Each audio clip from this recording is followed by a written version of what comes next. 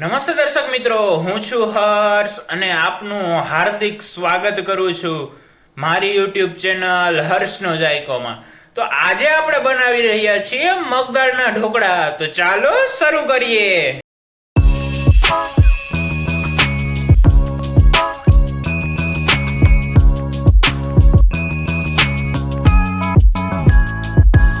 મગદાળના ઢોકળા બનાવવા માટે મેં અહીંયા 1 કપ મગની દાળને અંદાજે 3 થી 4 કલાક માટે પલાળી દીધી છે. તમે સ્ક્રીન ઉપર જોઈ શકો છો કે આપણી દાળ સારી રીતે પલળી ગઈ છે. ત્યારબાદ તેને એક મિક્સર જાર લઈ તેમાં બધી જ દાળને આપણે એડ કરી દઈશું. તમે જોઈ શકો છો કે આપણી દાળ એડ થઈ ગઈ છે. ત્યારબાદ તેમાં થોડું એવું આપણે પાણી એડ કરીશું. પાણીની માત્રા બહુ જ રાખવાની નથી, તે ખાસ ધ્યાન રાખવું. ત્યારબાદ એક આદુનો ટુકડો લઈ તેને નાના નાના પીસમાં કટ કરી લઈશું. ત્યારબાદ 2 લીલા મરચા એડ કરીશું અને બધી જ વસ્તુને સારી રીતે પીસી લઈશું. તમે સ્ક્રીન ઉપર જોઈ શકો છો કે આપણું પેસ્ટ તૈયાર થઈ ગઈ છે. આપણી પેસ્ટની થિકનેસ આ રીતની હોવી જોઈએ. તમે સ્ક્રીન ઉપર જોઈ શકો છો. ત્યારબાદ તેને એક પેનમાં લઈ લઈશું.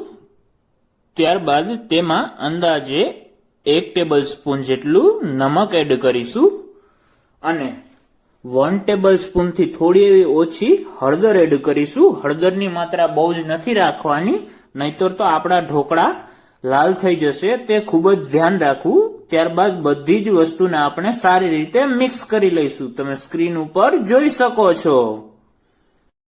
આપણું બેટર મિક્સ થઈ જાય ત્યારબાદ તેમાં 1 ટેબલ સ્પૂન જેટલો ઈનો ફ્રૂટ સોલ્ટ એડ કરીશું. ત્યારબાદ 1 થી 1.5 ટેબલ સ્પૂન જેટલું તેની ઉપર લીંબુનો રસ એડ કરીશું અને બધી જ વસ્તુને સારી રીતે એક દિશામાં મિક્સ કરી લઈશું. તમે સ્ક્રીન ઉપર જોઈ શકો.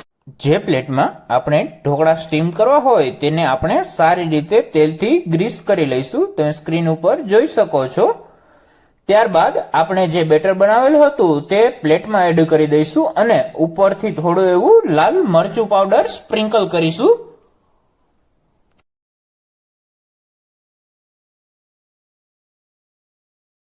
તમે સ્ક્રીન ઉપર જોઈ શકો છો કે આપણું ઢોકળિયું એકદમ સારી રીતે ગરમ થઈ ગયું છે. તો આપણે તેમાં ઢોકળાને મૂકી અને અંદાજે 15 થી 20 મિનિટ માટે સારી રીતે તેને સ્ટીમ કરી લઈશું. તમે સ્ક્રીન ઉપર જોઈ શકો છો.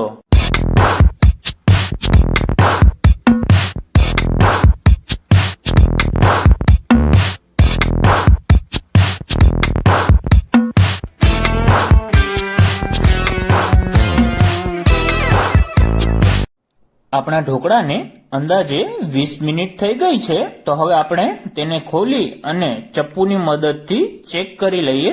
જો આપણું ચપ્પુ એકદમ ક્લીન આવે તો આપણે સમજી લેવાનું કે આપણા ઢોકળા એકદમ સારી રીતે ચડી ગયા છે. તમે જોઈ શકો છો. આપણા ઢોકળાને 10 થી 15 મિનિટ માટે ઠંડા થવા દઈશું. ત્યારબાદ તેને આપણે કટ લગાવી દઈશું. તમે સ્ક્રીન ઉપર જોઈ શકો છો.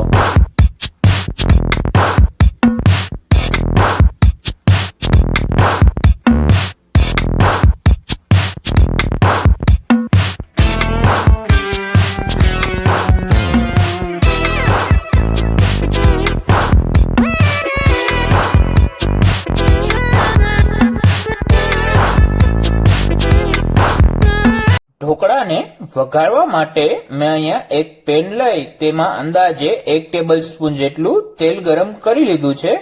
ત્યારબાદ તેમાં 1 ટેબલ સ્પૂન રાઈ એડ કરીશું, 1 ટેબલ સ્પૂન જેટલા સફેદ તલ એડ કરીશું, એક લીલું મરચું ને ઝીણું સમારી એડ કરીશું અને 5 થી 7 લીમડાના પાન એડ કરી અને બધી જ વસ્તુને સારી રીતે મિક્સ કરી લઈશું.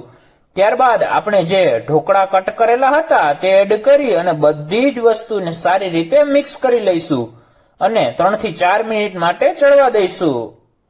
3 થી 4 મિનિટ થઈ જાય ત્યારબાદ આપણે તેને કોથમીરથી ગાર્નિશ કરી અને ગરમા ગરમ ઢોકળાને સર્વ કરીએ.